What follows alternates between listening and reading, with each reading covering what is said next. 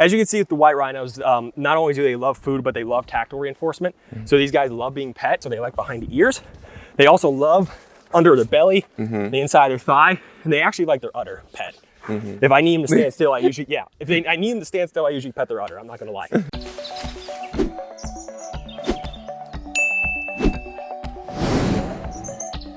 Right now, we took a little detour on our tour, and we are coming to see these rhinos, the white rhino. And there's also another special guest, which some of you might recognize. I don't know, there's a little show. What are we doing? What's the show called again? Okay, yeah, Secrets of the Zoo. Yeah, so that little thing. Yeah, let's go and check him out. Hey, how you doing? Doing good, how are you? Pretty good. What is your name? Cody Seplow.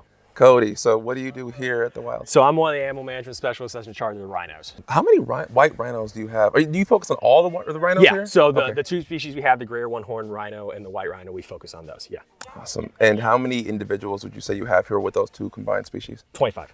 25? Yeah. It's a lot of rhinos. Yeah, no, we're very fortunate. We have a very successful breeding program, and we have a lot of space. So we're that combination. We're able to house quite a few here. That's so awesome. No, I we actually were talking a little bit earlier off camera. Yes, because not everything, is seen. But yes, we were talking off camera. Anyways, so I worked with a rhino who was born here. Yep, Woodland Park Zoo. Yep. So his name is Glenn. Yep.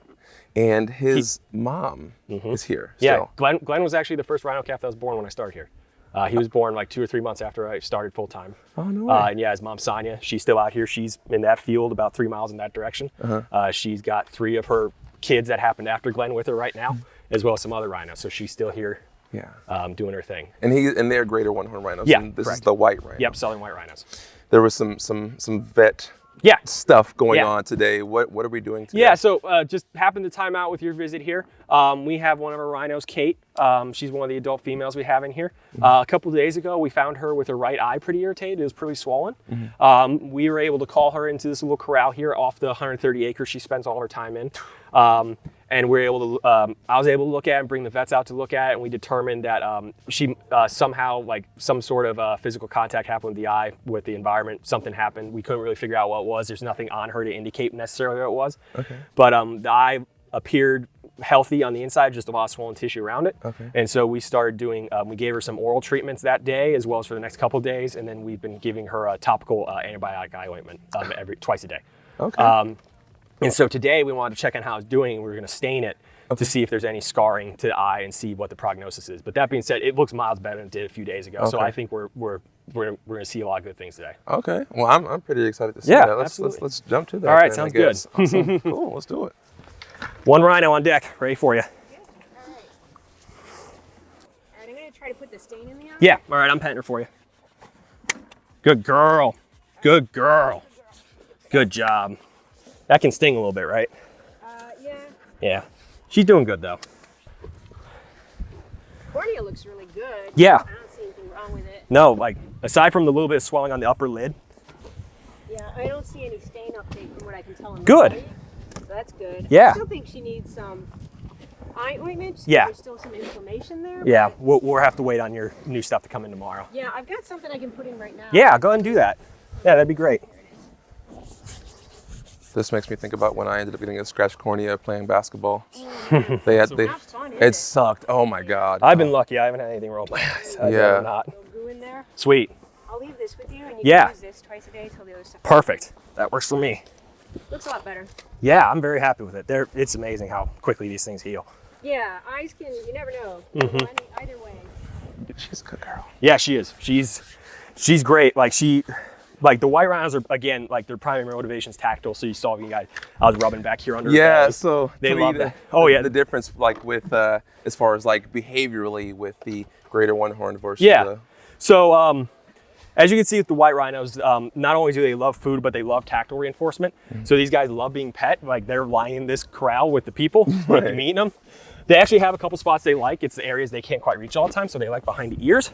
They also love under the belly, the inside of their thigh, and they actually like their udder pet.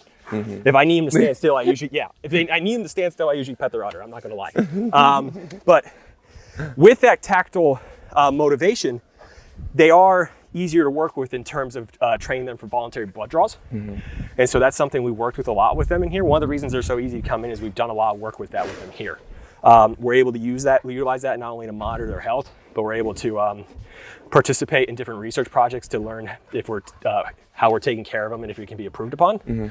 We just participated in a 3-year-long research project, an IMLS grant project called American Institute for Rhino Science. Oh, cool. And so these guys, 4 rhinos participated a year, and they were getting blood draws monthly to assess a wide range of different health parameters and repro parameters. And then there was 2 periods at the extremes of the year, so over the summer and over the winter, where they're getting blood taken once a week for 12 weeks. We're well, with like someone like this big, beautiful female here, where do you usually go for blood draws? Like, what's your like target spot? So we will. She's not stand up for it right now, but we usually go the inside his front leg right here. So right in here, we'll reach across. We like this leg to be back, but we'll reach across right here, and there's a little groove where it's soft, and I can feel the vessel right now. And so there's only a few places where it's very superficial and the skin's thinner. That's one of them. Some people use the ears. Like, I was thinking like you see them right here. It, a lot of people use them. They can be a little more sensitive on that. It just depends on the individual. And then some people are actually using interdigital. So they're sticking right here between the toes, and they're actually having a lot of success with that. Like, they can't feel it, they can't see it, it's just a blind stick, and they go right there. The one horns are different in that some of them like tactile reinforcement, but their primary motivator is food. They're coming at you with their mouth like, please feed me, please feed me, please feed me. And so it's a little harder to position them because you have to train them to present their side because they're coming at you mouth first. They're much more sensitive. Their skin seems to be a little thicker than these guys. That's because they don't fight primarily with their horns, they primarily bite each other. Okay. And so they have extra thick skin to protect each other from those sharp teeth. Their skin's thicker, requires more pressure to get the needle through it to access the vessel. They're also, I feel like the one horns are, she doesn't need to listen to me, but the one horn rhinos are more intelligent. These guys are like, pet me, feed me. Okay, whatever. The one horns are like, wait, what are you doing? What are you doing over there? What is that? I don't like this. The one horn rhinos take 3 times the training background to achieve the same goal we would with a white rhino. Oh, wow. And then I'd say, in terms of if they have a negative experience, they take 3 times the steps back. It's 3 times the regression as a white rhino. These guys can rebound pretty well. Right. And that's why you actually see a lot of people are real successful with training one-horn rhinos or people that also train elephants. So a lot of former elephant keepers or current elephant keepers have a lot of success with one-horn rhino training. So I see there's 2 babies right here in front of us, 2 younger ones. What's the gestation? So the species we have here, their gestation is 16 months, kind of give or take a month. And they only have the single calf. We breed our rhinos during the summer. They can be pretty rough with each other during breeding. One of the reasons we're so successful is we can give them the space to like, go out, do your thing. They have the space to kind of see each other if they want to, get away from each other. They don't. They have the visual barriers, they have the physical barriers. They can kind of self-regulate their interactions. And also being able to keep them this big space means we can have a proper social group. And that's one of the other reasons to think we're so successful is these guys are being raised in a herd where they're learning proper rhino behavior. So they grow up knowing how to be rhinos, knowing how to be good moms. Because like these guys, they're going to be with their mom until she has a new calf. They're going to see her raise that new calf. They're going to pick up that maternal behavior, and they're going to learn how to be good moms themselves. So how long have you worked here? I've been in my current role for 8 years, but they've known me for somewhere around 15 years. Oh, how is that? Well, we have several summer camps for kids here. For the older kids as they approach being teenagers, it's called Dirty Jobs Camp. Dirty Jobs Camp. Dirty Jobs or Dirty Wild Child Camp. And I did that. And at the time, obviously I was really interested in working in a place like this or a zoo. And when I finished, their vet at the time offered me a shadowing opportunity. Oh, cool. And so I came out here the summer before I started college, and they haven't really been able to get rid of me ever since. We have a pretty similar background. I started at a really young age too. And it's just something about these animals, right? Oh, yeah. That just keeps you focused and coming back. Oh, absolutely. How important is it for you in this kind of situation with these? How many babies do you have this year? We had 6 total, 4 white rhino and 2 greater one horn. You know how, I don't think people might realize this, but how important that actually is to the conservation status of rhino? It's absolutely, it's very important. If you look at the population here in North America, it's a considerable portion of the population born each year. But not only that, if you look at their conservation status in the wild, they're under a lot of threat from poaching and habitat loss. And so they're kind of living on the knife's edge, so to say. So like one-horn rhinos, their population just crested 4,000 individuals a couple years ago. That's up from about 50 in the 1920s. So it's something's working. Yeah, and the white rhinos, their population's around 20,000.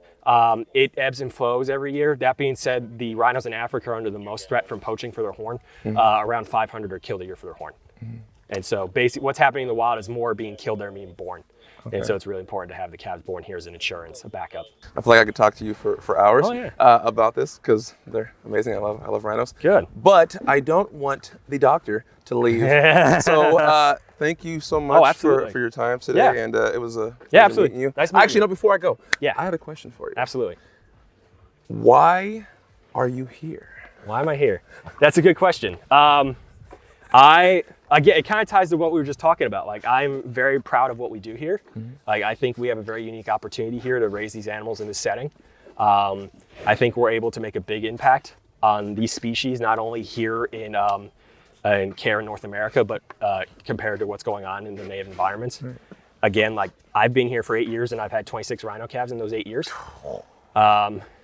And that's not a big list of places you can say that's happening. No, nobody can say that. Really, I mean, like, nobody can say that. That's like I'm very much drawn to being able to kind of be a big impact on that. And this is the place to do it. We're able to, again, give these guys a good natural life with good range of natural behaviors. We're also able to learn from them, like doing all the research we're doing and being able to play a role in how we manage these guys. So I'm very, very thankful for all that, and I don't know where I'd be without it, really. So. Well, you're doing amazing work, and Thank you. And we value you for it. So I'm going to do my next thing. Yeah, I value you. I appreciate before that. I go, We appreciate you coming out. I'm going to take off your mic. Yeah, Give me your absolutely. mic. No, I'm just kidding. All right.